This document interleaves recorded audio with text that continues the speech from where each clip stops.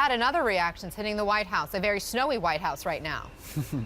Yeah, no reaction yet specifically to what lawmakers have said about these two stories. You heard President Trump's response on Fox News to reporting in the New York Times and the Washington Post, both bombshell reports dropping on the White House this weekend. The president did tweet a little bit about the New York Times report, not really addressing any of the specific accusations or the details of that report, really just blasting James Comey and peddling deep state conspiracies about Robert Mueller.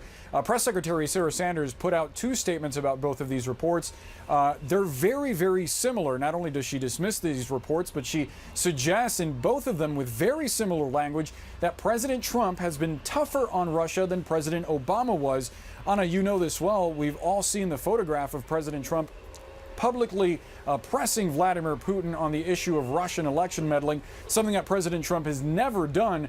Further, we don't know if President Trump has done it privately either, and that's the gist of this Washington Post report, saying that U.S. officials don't know the content of conversations between President Trump and the Russian president. President Trump has been active on Twitter today. He's tweeted about the American presence of troops overseas. He's also tweeted about the snowy White House and, of course, the government shutdown. As we're now entering the fourth week of the shutdown, the president at one point tweeted, quote, "I'm in the White House waiting. The Democrats are everywhere but Washington as people await their pay. They are having fun and not even talking." We should point out many Republicans also left Washington for their home districts this weekend. But it is clear at this point neither side is actually talking, moving forward with discussions on how to reopen the federal government, Anna. Boris, something that's just into CNN as well is looking at how things are being run around the Oval Office and one particular interaction between the president and his new acting chief of staff. What are you hearing?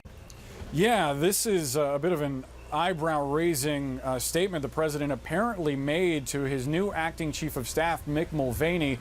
According to a source I just spoke with a few moments ago, they tell me that during a Situation Room meeting with congressional leadership, including Democrats and Republicans, toward the end of that meeting, Mick Mulvaney started talking about the offer that Democrats had made to reopen the federal government, that $1.3 billion figure that there was an agreement to between Republicans and Democrats until the president changed his mind.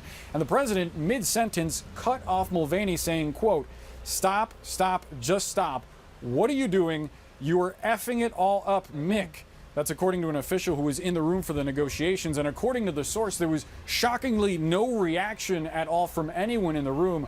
According to my source, several Democrats had also been ribbing at Mulvaney during these negotiations. So clearly a very difficult jumping off point for the new acting chief of staff to not only get it from the president, but also from Democrats, Anna. Boris Sanchez in a very stormy Washington tonight.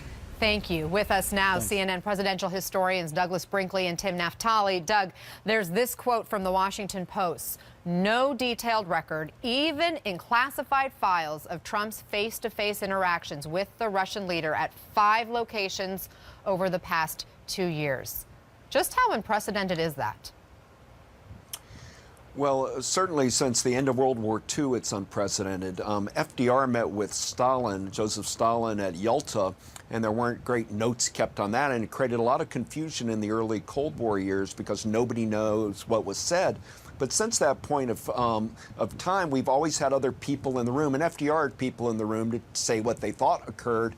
Now we're in this place, you know, it's absolutely stunning that Donald Trump made a fool of himself in Helsinki, that we know that he's under investigation for collusion with Russia. Now he has 5 meetings with Putin, and he's trying to silence the translator, destroy notes of what may or may not have been said. So this is a president that's creating a global image of himself, if not an agent of Russia, of some kind of patsy or somebody that's being blackmailed by the Kremlin. And it's an unfortunate and embarrassing situation we have going right now, and deeply dangerous and disturbing, this Putin-Trump relationship, to my mind. Tim, Trump allies say the president likes these intimate meetings to try to establish a rapport, and he was also worried about leaks, perhaps explaining why he didn't want the interaction to get out there, why he confiscated the notes, which we know leaks were a problem at the beginning of this administration. Is that a fair point? Since the middle of 2016, when then candidate Donald Trump seemed to encourage the Russians to access Hillary Clinton's emails, the missing emails, he's had a credibility problem among people who study security matters and people who are responsible for U.S. counterespionage and counterintelligence. You would think that someone who understood this credibility problem would take special care not to give people reason to doubt his interactions with Putin.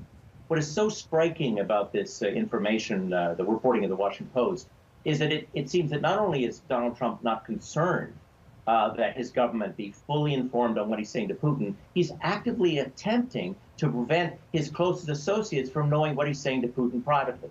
There have been some meetings, private meetings between presidents and Soviet leaders.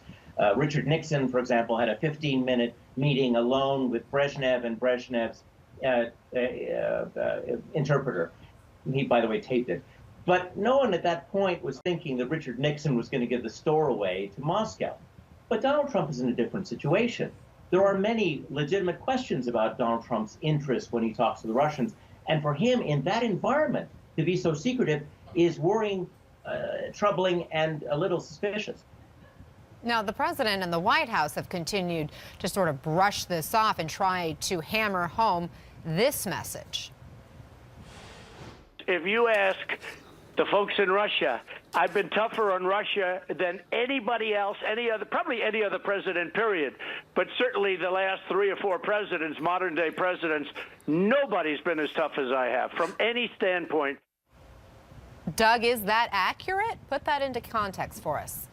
No, it's wildly inaccurate. He's the best friend that Russia's had. And I'm talking about even, for decades. Look at what's happened in the last couple of years since Trump's been president. It's a gift to Putin. The United States now pulling out of Syria, the undermining of our NATO alliance, the pulling out of the climate accord, and making Russia look good on the issue of climate, and the United States not in the game at all. The Trans-Pacific trade deal, which Putin didn't want to see go through, blown up by Donald Trump. Trump seems to have an agenda right in line with Putin, and it perplexes people. It's why we constantly think there's something amiss here, that there's too much Russia going on and not enough Americanism. And so I'm deeply concerned that these stories that have just come out are only adding to this narrative that Donald Trump seems to be beholden to Putin. We don't know whether it's because of financial dealings in the 1980s or about collusion in the 2016 election, or whether there's some secret tape they have. But you get the feeling that Trump is being blackmailed by Russia, and that has to be a deep concern to anybody that cares about this, the future of our country and national security.